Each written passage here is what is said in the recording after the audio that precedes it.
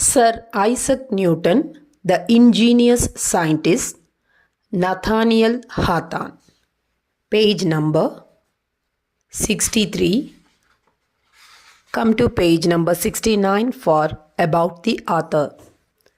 Nathaniel Hawthorne, July 4, 1804, May 19, 1864, was an American novelist, dark romantic, and short story writer. His works often focus on history, morality, and religion.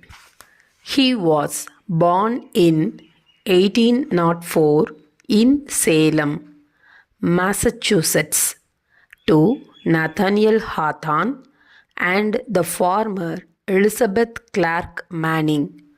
The biography of Sir Isaac Newton was published in Nathaniel Hawthorne's True Stories from History and Biography.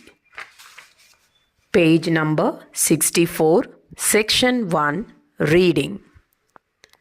On Christmas Day, in the year 1642, Isaac Newton was born at the small village of Woolsthorpe in England.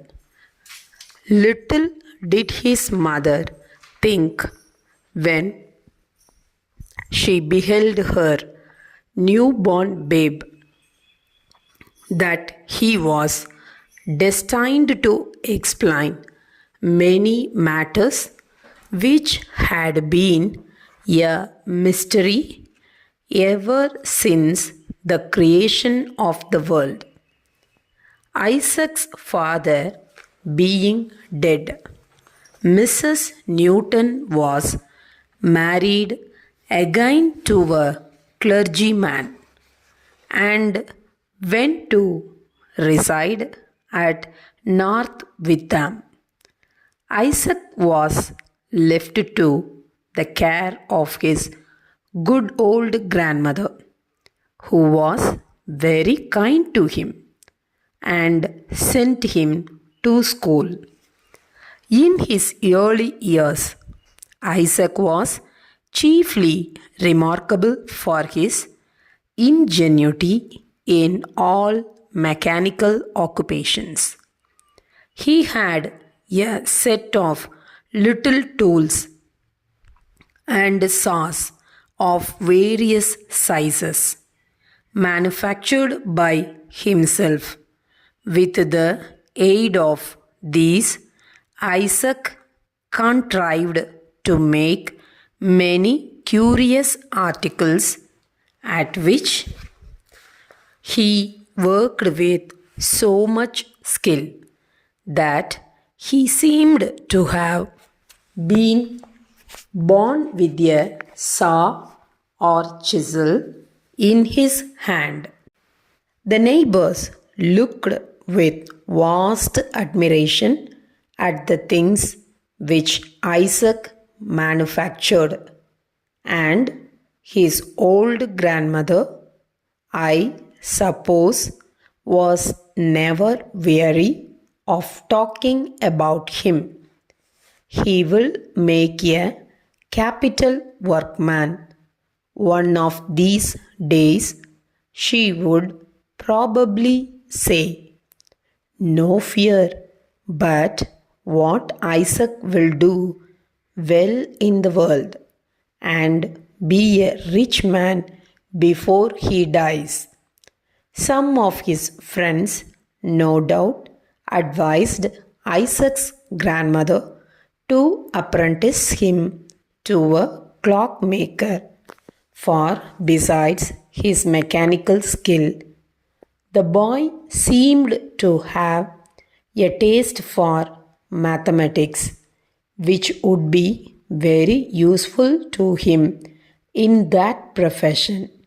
And then, in due time, Isaac would set up for himself and would manufacture curious clocks like those that contain sets of dancing figures which issue from the dial plate when the hour is struck, or like those where a ship sails across the face of the clock and is seen tossing up and down on the waves as often as the pendulum vibrates. Indeed, there was some ground for supposing that Isaac would devote himself to the manufacture of clocks, since he had already made one of a kind which nobody had ever heard of before. It was set a going, not by wheels and weights like other clocks, but by the dropping of water. This was an object of great wonderment to all the people in the neighborhood, and it must be confessed that there are few boys or men either who could contrive to tell what o'clock it is by means of a bowl of water.